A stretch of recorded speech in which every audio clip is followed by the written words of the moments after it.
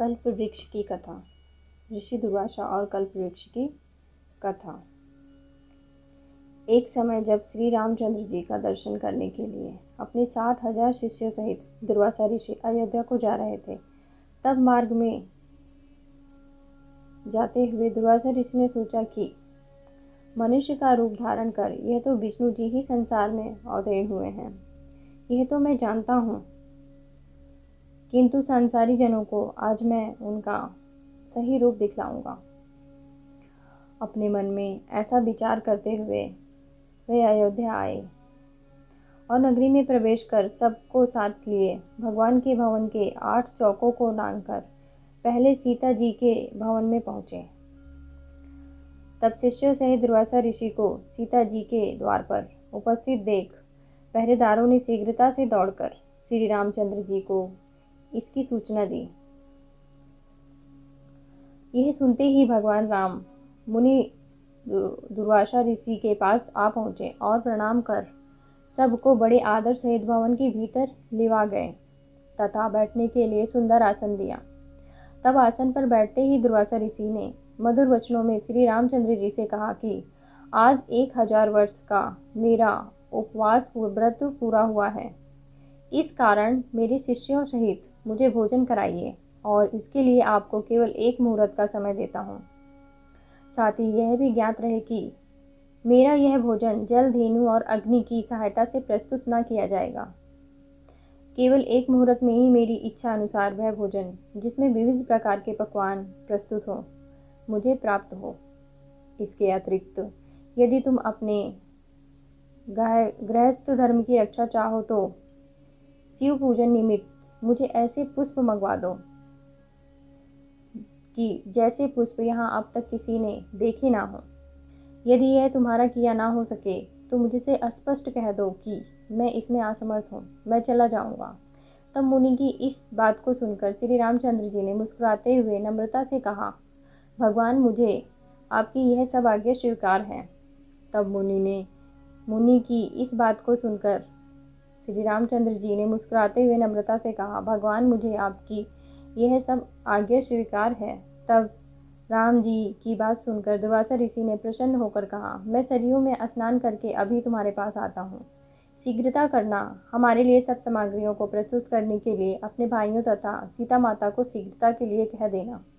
रामचंद्र जी ने कहा, अच्छा, आप जाइए, स्नान करके आइए। दुर्वासा ऋषि जी स्नान करने चले गए।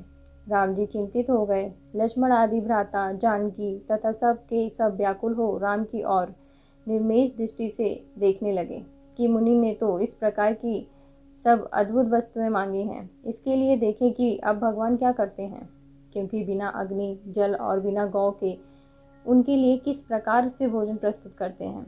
तब रामचंद्र जी ने लक्ष्मण जी से एक पत्र लिखवाया, फिर उस पत्र को अपने बाण में बांधकर धनुष पर चढ़ाया और छोड़ दिया।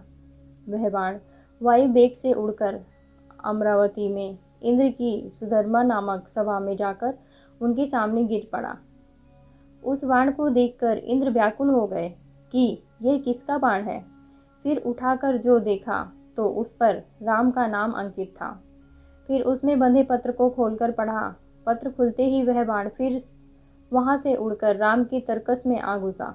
उधर इंद्र ने उस पत्र को सभा में बैठे हुए सब देवताओं को सुनाया। उसमें लिखा था, इंद्र, स्वर्ग में सुखी रहो, मैं सर्वदा तुम्हारा स्मरण करता हूँ, परंतु तुम्हें एक आज्ञा देता हूँ। आज 1000 वर्ष के भूखे हुए दुर्वासा मुनि अपने 60,000 शिष्यों के साथ हम मेरे यहाँ आए हैं। वे ऐसा भोजन चाहते हैं जो गौ, जल और अग्नि के द्वारा सिद्ध न किया हो। इसके साथ ही उन्होंने शिव पूजन के लिए ऐसे पुष्प मांगे हैं जिन्हें कि अब तक मनुष्य ने ना देखा हो। मैंने उनकी यह मांग स्वीकार कर ली है। वे सरयू में स्नान करने गए हैं, इसलिए तुम शीघ्र ही कल्प वृक्ष और परिजात जो क्षीर सागर से निकले हैं क्षण मात्र में मेरे पास भेज दो। इसके लिए रावण के संहारक बाणों, मेरे बाणों की प्रतीक्षा मत करना।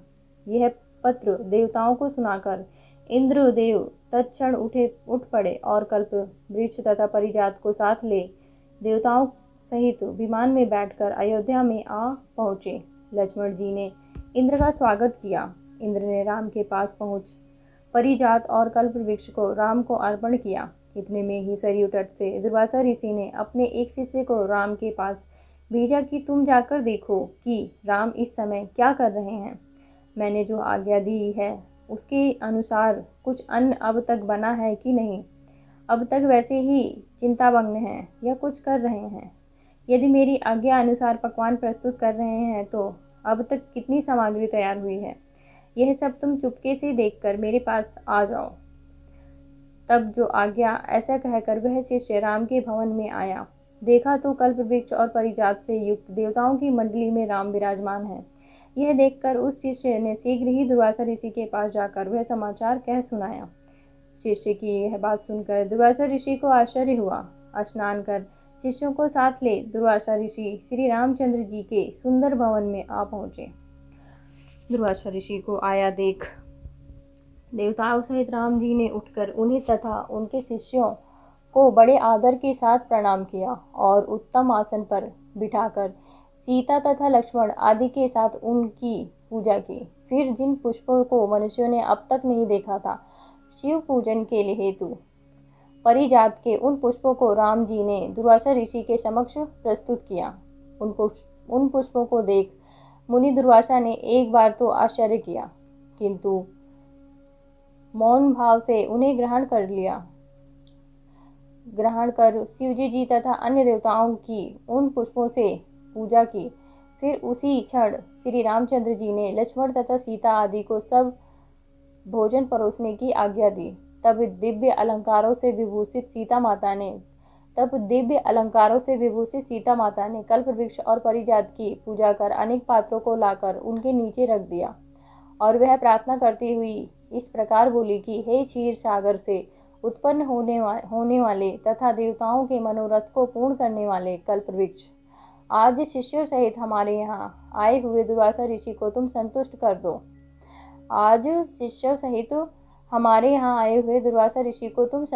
दो। तब सीता माता के इस प्रकार कहते ही कल्पवृक्ष ने पल मात्र में वहां रखे हुए करोड़ों पात्रों को अनेक प्रकार की खाद्य सामग्रियों से पूर्ण कर दिया। फिर तो उन सब अन्नों को उर्मिला सहित सीता माता ने स्वर्ण के पात्रों में रख कर दुर्वासा ऋषि के समक्ष परोस दिया। फिर तो रामचंद्र से निवेदित दुर्वासा ऋषि ने अपने शिष्यों के साथ बड़े प्रेम से वह सब भोजन किया। फिर हाथ मुंह धो तांबुल तथा दक्षिणा ली।